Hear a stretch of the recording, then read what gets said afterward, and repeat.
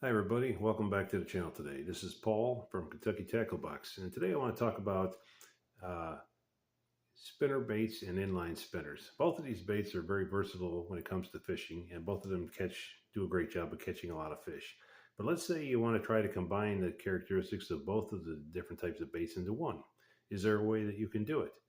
Well, that's the question I was asking myself today, and I got to thinking about it. Is there a way to maybe combine some of the characteristics of a spinner bait with an inline spinner? And this is what I've come up with. So if you take a look at your typical spinner bait, it's got a bent wire with some blades on it of various sizes. They could be different, smaller, it could be larger, they could be gold, they could be chrome, they could be Colorados or willows or Indianas, or a combination of different blades. Then you have your jig head, you have your hook, and then you also have your skirt.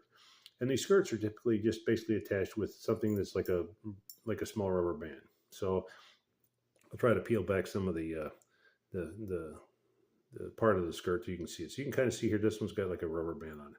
So I got to thinking, is there a way I could maybe put a skirt on one of these? There's already a hackle on it, which is above the treble hook, and that's typically what you would find on an inline spinner, or in this case, this is called a rooster tail. But so I got to thinking about how I might be able to do that. So the first thought was the way the typical treble hooks are attached to the inline spinners, they're attached directly to the wire and it's crimped together. So the only way that you can remove the hook typically is to snip it, and that's what I've done. So I took the inline spinner that I had and I snipped the hook off. So then I started looking through my tackle box for some backup treble hooks and some split rings. So basically what I've got is just a way to replace the treble hook after I remove it. And removing the treble hook now that came with it, and finding one that's approximately the similar size, or this is another opportunity too, if you want to upsize or downsize the treble hook on your inline spinner, you could do that. And then I took an old spinner bait that I had laying around, and I just removed the rubber band and the skirt part from it. You can see there's like a keeper on there that typically holds them on the spinner bait. So once I did that, then I managed to, and because I had the hook off, I basically slid the spinner bait and the skirt over the shank of the hook. So I'll show you one that I've got rigged up right here.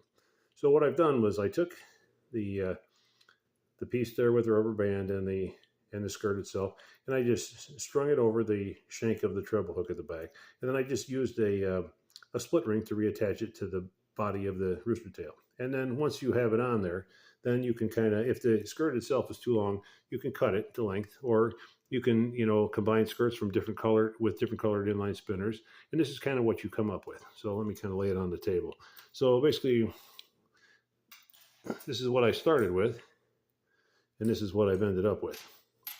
And I tried to use a similar, inline spinners just to kind of show the comparison sake.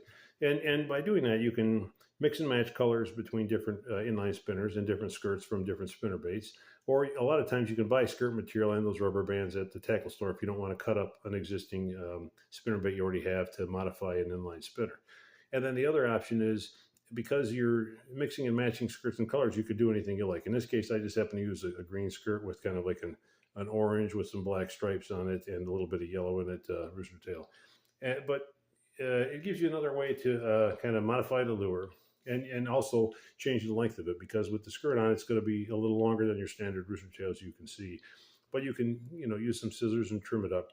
And this is a way you can kind of give the lure a new look. And the other thing too is, by adding the weight of the skirt and the rubber band to your treble hook on the back of the inline spinner, you can also change the weight of it slightly. So if you want to increase the weight to help with your casting distance, or if you're fishing in an area that's got heavy current and you need a little more mass on your lure, this would be another way that you could do it as well. But basically what it does is it just gives the lure kind of a different look, and throwing a different look at the fish is sometimes just a ticket when it comes to trying to get more bites, and maybe bites that you weren't getting before. So something to think about if you like playing around with your fishing lures like I do.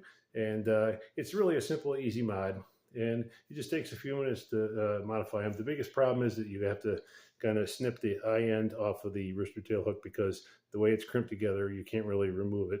But once you do that, if you have some spare trebles that are of approximately the same size as the one you snipped off, and some split rings, you can easily just reassemble it. It's not that big a deal. So, and being, like I say, being creative with your fishing lures is a great way to not only have fun fishing, but maybe help you catch some more fish. So, as always, thanks again for watching the channel, and get outdoors when you can. It's a great place to be. We'll see you next time.